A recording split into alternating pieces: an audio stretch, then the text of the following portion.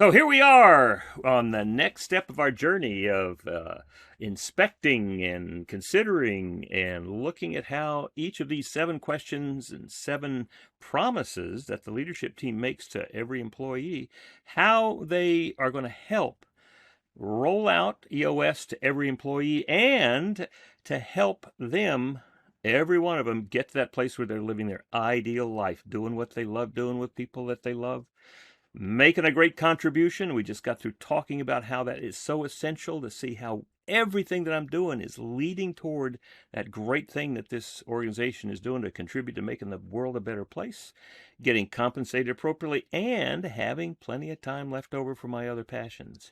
So here we are at Am I Measured Well? So, Walt, talk about measurement. So these tie together. So we belong, believe, accountable, measured. Hard to separate those two right there, but we absolutely break it out. And this was sort of led from a couple different ways. So going straight back to SCARF with our status and certainty and autonomy. But what's my status? How do I belong? How do I tie into the belief? Lencioni talks about what drives people to be disengaged, and he boils it down to 3 words. He says, if somebody feels like they're anonymous, nobody knows who they are. If they feel like they're irrelevant, just irrelevant, what do I do doesn't matter. And then the third is when they feel unmeasured. And so a lot of, we have a lot of like head trash we try to overcome when it comes to scorecards, all those stories we tell. But, in order to make a contribution, people would like to know how much they're contributing. And so measuring, people actually love to be measured. And one of the funny parts about it was from, so many of these 7 questions were really heavily informed by millennials.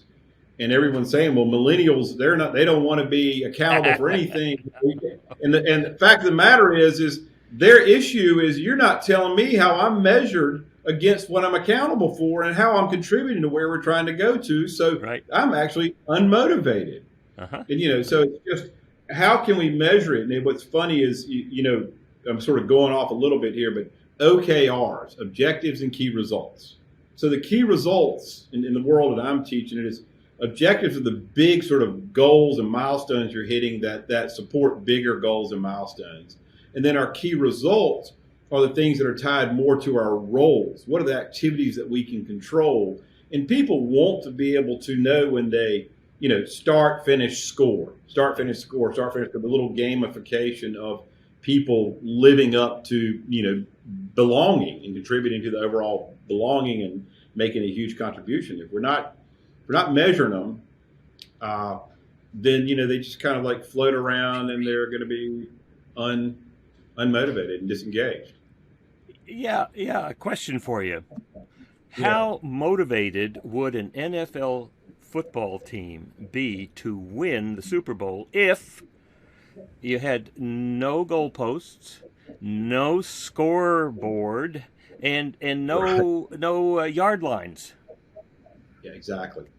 You get into you can turn a lot of people off talking about football, so we got to be careful there, Will. But I can go with you all day long. But, first downs, tackles, all the things. How much can you lift? How fast can you run? All of the stuff. How fast can you run a chessboard? All those types of things. Measurement is a key part of people's lives, especially when we're saying living your ideal life is making a huge difference or make a huge contribution. It's hard to go, gosh, I think I made a difference in that person's life if you're not able to measure it. Yeah, What measure gets done. and that we measure is one important piece. And it seems to me that another important piece is I embrace the way that I'm measured. I'm in Yeah, favor of it. I feel good about it. It's not an imposition on me. right. We're asking, I understand and embrace how I'm measured, and it helps me think strategically and make decisions. Is the whole question. I understand and embrace, how I'm measured and why, and it helps me actually think and do my job better. That's what we're really asking. And we go back into the effort arrows again at this point. 65% of the load is on leadership management through LMA to say, you've got to hit these numbers. There's still 35% that's open where we want the individual to go, hey, I'll be a lot more motivated if I was measured this way because I can actually control that. And So it's amazing how you can improve. think about Yeah. this. Beginning of COVID, I had CEOs calling me and saying, I'm terrified. All my people are at home. The productivity is going to go to zero. Why? Well, because I'm looking out my office window here, and they used to be all in seats, and I could say, well, they're all there. And now they're not. So how can I measure it? And so I said, whoa, what you're doing is you're measuring butts in seats, and Right. now you can't measure butts in seats, so you're frightened. And I helped them get through that entrepreneurial gap to recognizing the only real thing that you can measure now is results. So define Yeah. the results and help them to define the results.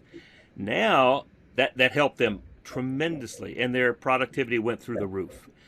But what I'm seeing now is CEOs saying, well, they're all going to be remote, and I don't know whether they're working or not. So I am going to install this computer tracking system. Oh my goodness. So that I know when they're working and when they're not. It's the same issue. It's the same issue. Look at results, get agreement on what the results are going to be, and track the results. Yeah. And, when you tie it together, getting into making a huge contribution, we're saying, this is what you believe in. And we clearly outline all their seats and their roles and their purposes, and they understand what they're doing. And then you give them a way to actually tick off the activities or report on what they're doing. You're not doing it to them. You're doing it for them. They don't want to sit around and, surf the internet all day long. Humans hate that stuff. So, built into EOS, we just have so many great ways to honorably measure people, or let them be measured. The great scorecard and a great level 10 is being shared with their teammates, wonderful progress on rocks. It's just such a great way, when we talk about scorecard, there's not success or failure. We either hit the goal or we didn't hit it, which means that we have a wonderful opportunity for mutual learning. Yeah. What is it that I would do differently before? Maybe in setting up the measurable, maybe in setting up the goal or the results that we're looking for. Maybe I would say, I don't have enough time, resources, or money to accomplish this. So in order to, all of those things, but it's always a learning. And without the measurement, we don't know what we don't know. Yeah, so you're going ahead a little bit to develop. We look at scorecards as a way for people to be developed. We put a number down on there, and they're like, I don't know how I'm going to hit that number or what I need to do. So very often, how you're measured overlaps and ties into how you're being developed also. Well, it's having mutually agreed upon results that we can accurately measure and have confidence in is essential. Yeah. And that's got to be a promise. And tying that, so key results is more like the controllable weekly numbers that people can report. Typically, my clients, as they dig into accountability, they're getting deep into the roles, and they're saying, okay, from this role, what's the short-term key result that can actually be controlled and delivered on a weekly basis? And that, when they do that work, when they look at the roles and go, okay, what's the short-term scorecard number? That's how we're building the further out level 10s. They're being built by the individual really understanding all the roles that they're playing. And then, okay, well, what's the key result that you can report to us every week so you know that it's getting done? Right. I had a manufacturer who was looking at the cost, trying to reduce the costs of manufacturing. And what he discovered, or what the leadership team discovered, was that they were having an inordinate number of returns to the manufacturing line because they weren't meeting the specs. And so then getting really clear about what we expect, and then that allowed each individual team for the particular part of the process of manufacturing to measure, well, how many returns are we getting? And how can we... Right, and that measures back to one of the roles that they have from their seat, the purpose of the role. is an interesting word. It's a little bit of a sidebar. It comes from Steve Chandler. And he says, when you live your life in the world of expectations, you will be constantly disappointed. Work for agreement, which I think, so it's sort of words is work for agreement. Here's the role, here's how you're being measured. Are we on the same page? And then there's an agreement, a good LMA agreement and a fist bump. That was supposed to be conflict. That was supposed to be a fist bump. And but it's like, and then on the line, they say, "Oh yeah, I'm fulfilling this role because it creates this up. Understanding why they're doing the quality work and the quality control." Right. Well, if I belong to this place, I belong here, and I believe in what we're doing, then being measured means that I know how I am helping, and I believe most of the time. Well, most of the time, I believe we're going to get positive reinforcement if leadership really focuses on what we're actually doing rather than only on the places where we're hurting. Yeah, right, and exactly. So and what happens is we always talk about EOS creating a more transparent organization, and so this is you're standing up and being heard. You're standing up and being measured. I did that. I'm part of this team. I'm aligned. It's just a really important part of the psychology of a great team.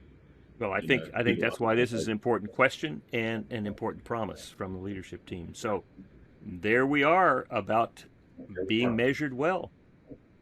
Coming right back to talk about how we're being heard is my input, my opinion, my picture. Is it being heard, being valued? So we'll be right back.